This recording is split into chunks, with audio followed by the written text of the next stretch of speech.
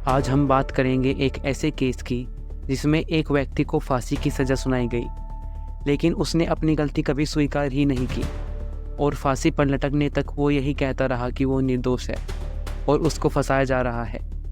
लेकिन उसको फांसी दे दी जाती है और फांसी होने के बाद कुछ ऐसे खुलासे होते हैं जिनसे पता चलता है कि वो व्यक्ति शायद निर्दोष था। और एक निर्दोष व्यक्ति को फांसी दी जाने पर लोग दुखी भी होते हैं। आइए जानते हैं इस सच्ची घटना के बारे में। ये कहानी है धनंजय चटर्जी की। इस कहानी की पूरी सच्चाई जानने के लिए हमारे साथ अंत तक बने रहे। कहानी की शुरुआत होती है पश्चिम बंगाल के कोलकाता में स्थित भवानीपुर के आनंद अपार्टमेंट नाम की एक सोसाइटी से, जहां एक परिवार हंसी खुशी रहता था जो गुजरात से कोलकाता स्थित हुआ था। इस परिवार में 4 लोग थे, जिनमें घर के मालिक नागरदास पारेख, उनकी पत्नी यशोदाबेन पारेख और उनके 2 बच्चे भावेश पारेख और हेतल पारेख। नागरदास और उनके बेटे भावेश एक ज्वेलरी शॉप चलाते थे और यशोदाबेन एक हाउसवाइफ थी।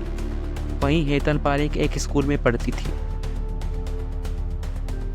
उसी आनंद अपार्टमेंट में सन 1987 में एक धनंजय चटर्जी नाम का एक सिक्योरिटी गार्ड भी नौकरी ज्वाइन करता है, जो डे शिफ्ट पर सुबह 9 से 6 बजे तक काम करता था। 1989 में धनंजय चटर्जी पूर्णिमा नाम की एक लड़की से शादी कर लेता है। शादी के समय धनंजय अपने आप को एक बीएसएफ का जवान बताता है, लेकिन शादी के बाद उसका ये राज खुल जाता है और उसकी पत्नी को पता लग जाता है कि धनंजय एक सिक्योरिटी गार्ड की नौकरी करता है। लेकिन पूर्णिमा उस समय कुछ नहीं कर सकती थी। अब बात करते हैं आनंद अपार्टमेंट में रहने वाली हेतल पारेख के बारे में, जो 10th क्लास में आ गई थी और उसके बोर्ड्स एग्ज़ाम भी चल रहे थे। 2 मार्च 1990 को जब हेतल स्कूल से अपने घर आती है तो वो अपनी माँ से शिकायत करती है कि गेट पर खड़े सिक्योरिटी गार्ड उसे अजीब तरीके से देखता है और उस पर गंदे कमेंट भी पास करता है। लेकिन हेतल की माँ इसे नज़रअंदाज कर देती है। लेकिन अगले दिन जब हेतल स्कूल से आती है तो वो अपनी माँ से दोबारा शिकायत करती है और बताती है कि आज फिर उसी गार्ड ने उसे छेड़ा है और साथ में मूवी देखने जाने के लिए कहा है।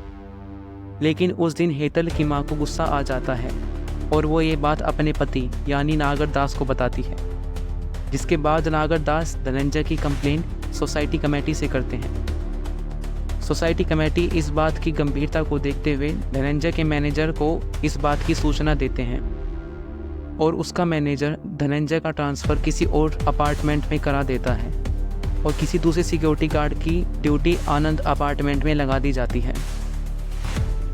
5 मार्च को धनंजय को दूसरी जगह ड्यूटी ज्वाइन करनी थी, लेकिन उस दिन धनंजय ऐसा नहीं करता, बल्कि रोज़ की तरह ही वो आनंद अपार्टमेंट में ही ड्यूटी पर आ जाता है और ड्यूटी देने लगता है। उस दिन जब हेतल स्कूल से आती है तो उसकी माँ यानी यशोदाबेन रोज़ की तरह मंदिर जाने के लिए घर से निकल जाती है और मंदिर पहुँचती है। धनंजय की भी ड्यूटी ख़त्म हो जाती है, लेकिन ड्यूटी के समय के बाद भी वो अपार्टमेंट से नहीं जाता और वहीं रुका रहता है। शाम के 5 बज चुके होते हैं और नाइट शिफ्ट वाला सिक्योरिटी गार्ड भी अपार्टमेंट में आ जाता है, लेकिन अब भी धनंजय अपार्टमेंट से नहीं निकला, बल्कि वो अपने कपड़े बदल लेता है और एक क्रीम शर्ट और पैंट पहन लेता है। हेतल की माँ 5:20 पर मंदिर के लिए घर से निकलती है और 5:25 पर धनंजय अपार्टमेंट के 3rd फ्लोर पर जाने के लिए लिफ्ट पर जाता है। वहाँ खड़े एक सिक्योरिटी गार्ड ने उसे ऊपर जाने का कारण पूछा, तो जवाब में धनंजय बताता है कि उसे दूसरी जगह ड्यूटी ज्वाइन करनी है और वो इस बात की जानकारी टेलीफोन से अपने मैनेजर को देने जा रहा है। धनंजय 3rd फ्लोर पर जा रहा था और उसी फ्लोर पर हेतल का घर भी होता है। इसी बीच धनंजय का मैनेजर अपार्टमेंट में ही पहुंच जाता है और दूसरे सिक्योरिटी गार्ड से धनंजय के बारे में पूछता है, जिस पर वो सिक्योरिटी गार्ड बताता है कि धनंजय अभी 3rd फ्लोर पर गया है। मैनेजर के द्वारा धनंजय को बुलाए जाने की बात कही जाने पर सिक्योरिटी गार्ड धनंजय को नीचे से ही आवाज़ लगाता है, जिस पर धनंजय एक खिड़की से बाहर देखता है और कहता है कि वो अभी नीचे आ रहा है।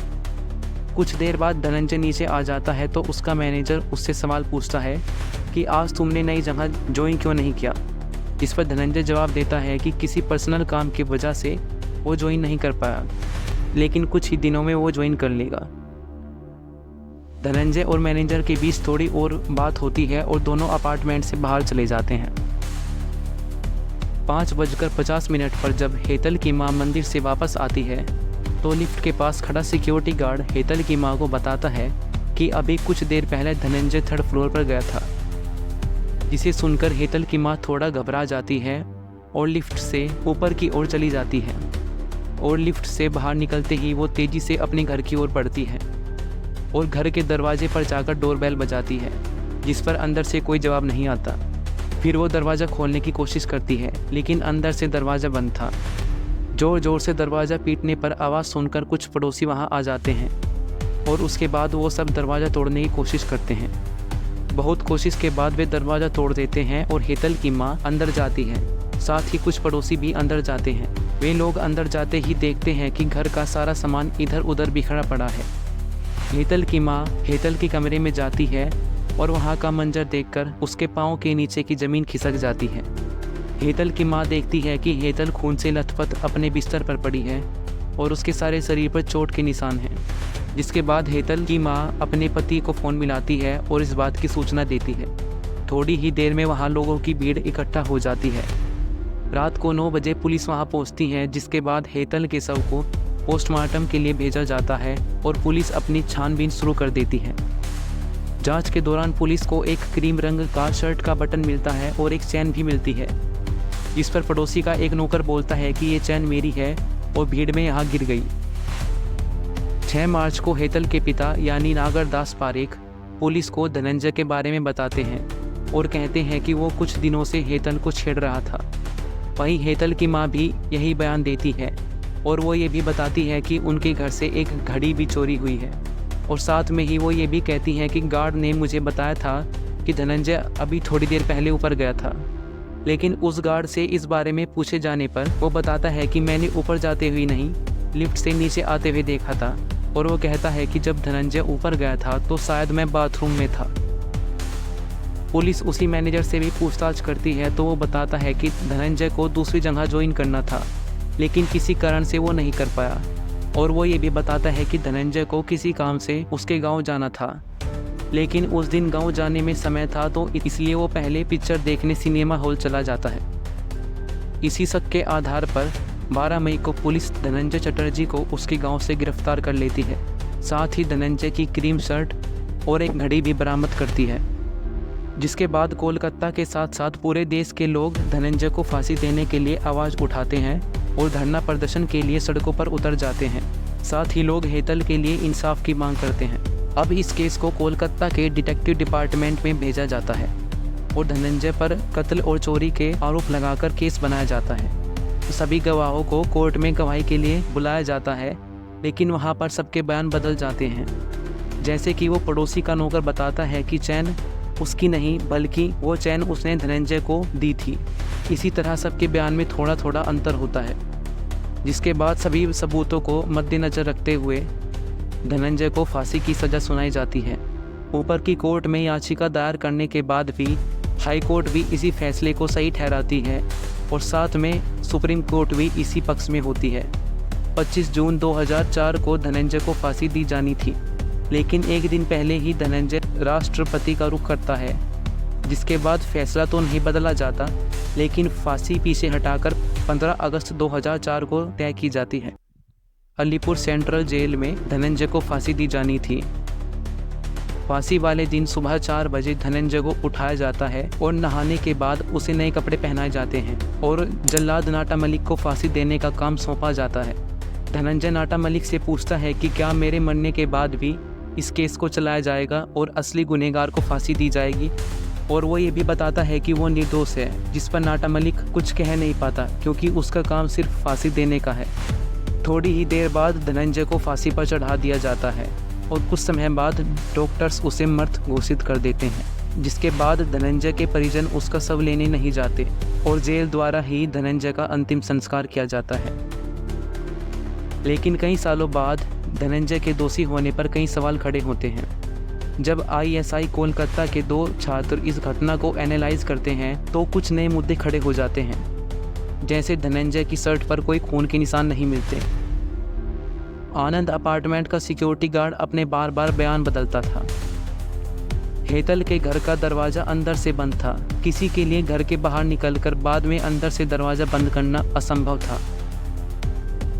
जो घड़ी धनंजय के घर से बरामद की गई थी उसका सीरियल नंबर और चोरी हुई घड़ी का सीरियल नंबर मिलता नहीं था। हेतल की मौत के बाद पुलिस को कई घंटे बाद सूचना क्यों दी गई, और साथ ही जब बताया गया कि धनंजय चटर्जी मैनेजर के आने पर ऊपर खिड़की से नीचे ये बताता है कि वो अभी थोड़ी देर में आ रहा है, लेकिन वो खिड़की इस तरह की थी जिससे नीचे नहीं देखा जा सकता।